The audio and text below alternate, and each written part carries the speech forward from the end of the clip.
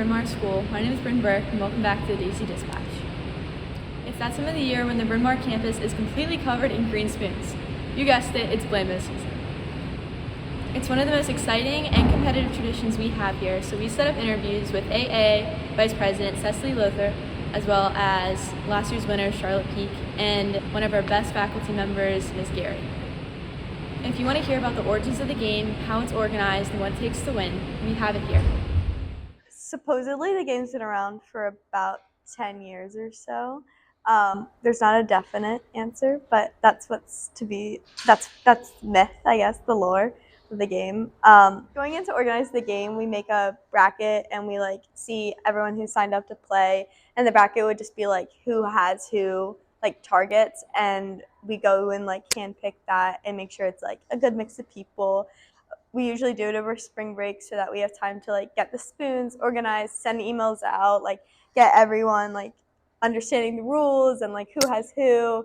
And then we get back from spring break and we hand out spoons, make sure everything's set and ready, and then the game begins a couple of days after that. It was definitely really exciting. I think I remember it exactly. I think it was after convocation, and the person always was usually in the commons room a lot, and I think it was only my second or third target I had gone, and at this point I think it was hopping on 1 foot or skipping while holding the spoon.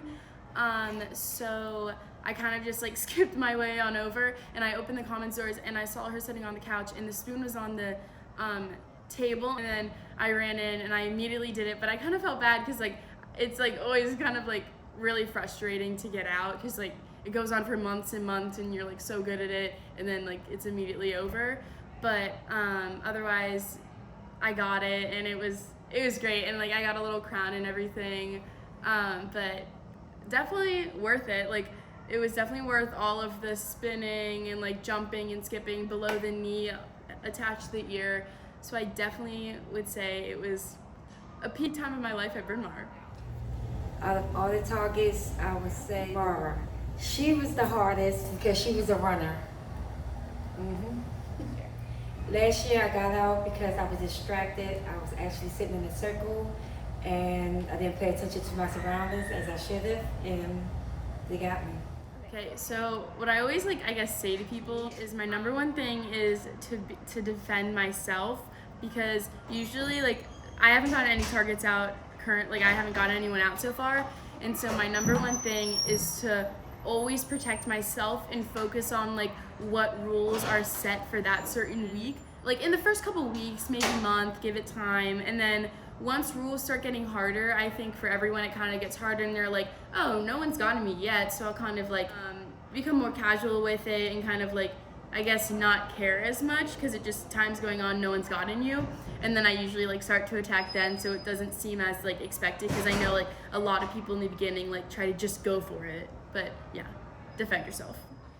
We've had to make changes in the rules every couple of years because something silly will happen. One time a girl got someone out from under a bathroom stall, and we next year learned our lesson. That probably shouldn't happen, so no more bathrooms, but stuff like that will happen. You're wouldn't have thought that would happen, but I guess we do have to adapt for it. A fun story, Mara, she's the funniest because she likes to run, and that made her hard. And Violet Brooks, I didn't have her as a target, and I don't think she had me, but she was helping the person that had me, and she would hide in the bushes, and I was trying to do a ticket, and they would just jump out at me out of nowhere and be everywhere. I come out the restroom, I could see their reflection in the glass. They were everywhere all around me at once. I know the teachers who play are super serious about it, and it's really funny because Miss Conchandani's pretty serious about it, and the whole computer science department plays, so they're all around with their spoons, and I think it's funny to see a student with a spoon on their nose is one thing, but to see a teacher is a whole other thing, and no one trusts anyone, so yeah. Thanks to Cecily, Charlotte, and Miss Gary for helping out with this week's episode. Good luck to those who have made it this far, and make sure to tune in next week for a new segment of the Daisy Dispatch.